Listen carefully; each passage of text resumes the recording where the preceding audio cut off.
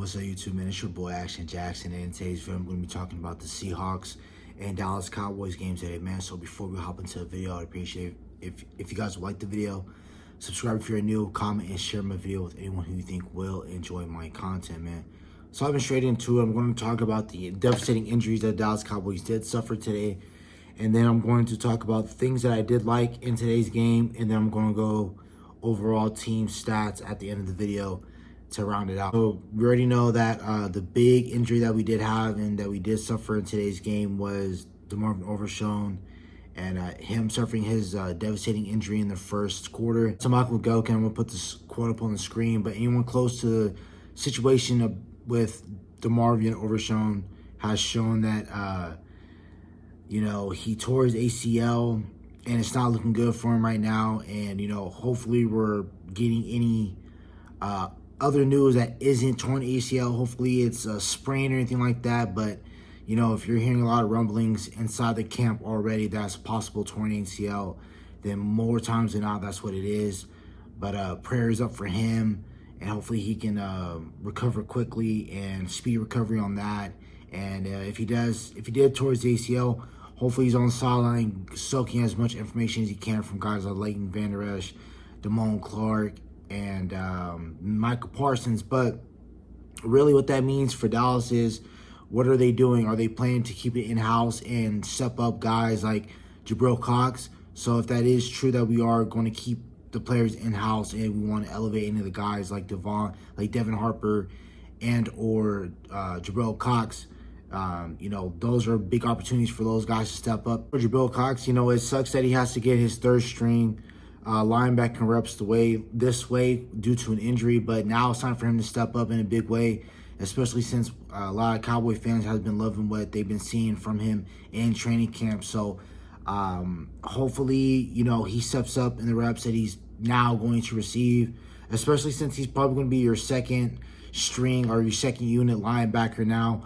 because, come game time, September, you're going to have Damone, Vander Esch as your starting linebackers who, play that one inside linebacker role when we have that opposite linebacker being our big nickel safety. And then you turn around and then you also have Michael Parsons, who might get reps from time to time and everything of that nature. And then the other big injury was John Stevens, our tight end, that again has been balling out in the preseason, which is part of the reason why I felt like Will Greer had a crappy game today, threw an interception in the red area. I just didn't have a bad game at all. I had a terrible sack to take at the end of the game, but I felt like he would have had a better game if John Stevens didn't get hurt. He had a left knee injury. We don't know the severity of that just yet. Going about things that I did like in the game, I just jotted down a little bit of notes. Whoever made big plays, I wrote it down, and whoever was being consistent, I loved it, and I wrote it down also in part of my notes. Rico Dell had a great game today, in my opinion. He caught a touchdown in the left flat in the second quarter today to, make the score 7-3. He did have a couple of good runs today. I was proud of Rico Dell today and what he was doing. Jalen Tolbert solidified his spot on this roster, but specifically wide receiver 4, and he could be making a case of being wide receiver 3 if Michael Gallup doesn't show up in, before that Niner game. So giving Michael Gallup 4 games to solidify himself, because if he doesn't, Jalen Tolbert is right there. He had a big catch on a post route in the first quarter when they were blitzing. When Seattle was blitzing Cooper Rush, Jalen Tolbert had a big catch. Cooper Rush finally threw a deep ball and attacked Jalen Tolbert on Michael Jackson, senior, who we originally drafted in 2019 draft. But Jalen Tolbert made a nice back shoulder fade, and we were playing a little bit find the scrub, and Michael Jackson was the scrub.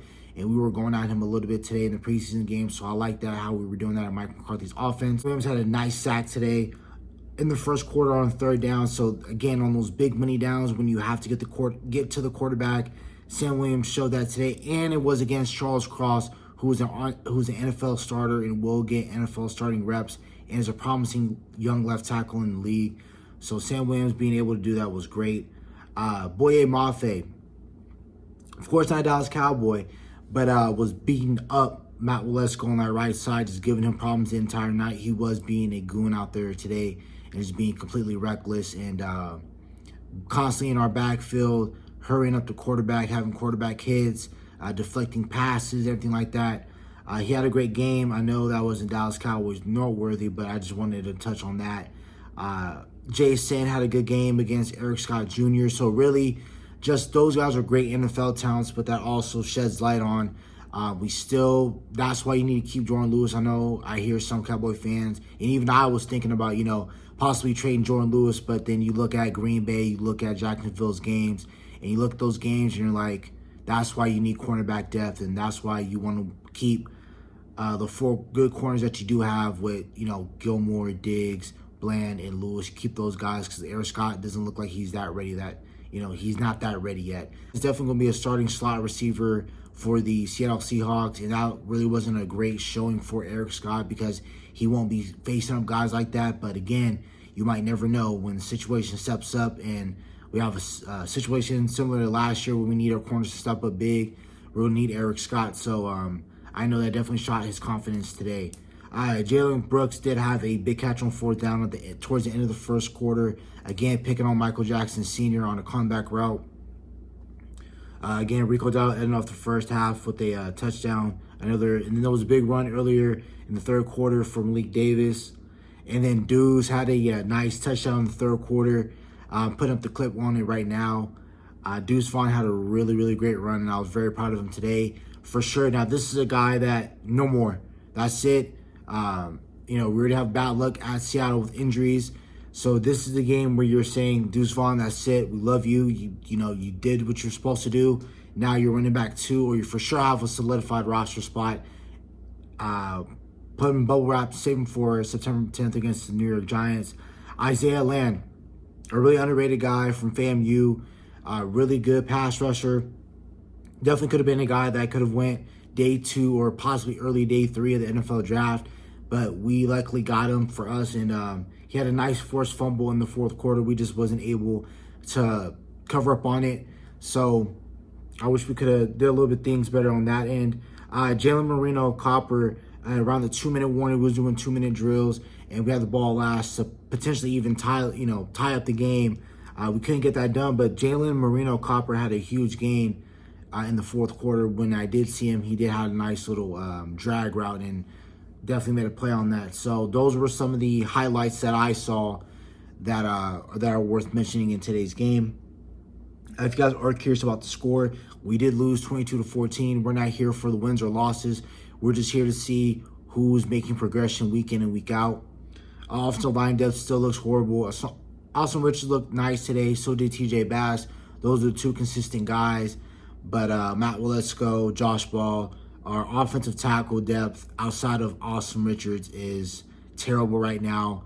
And again, you're praying that Tyron Smith doesn't go down because you're going to have to rely on either, Waletzko, Josh Ball.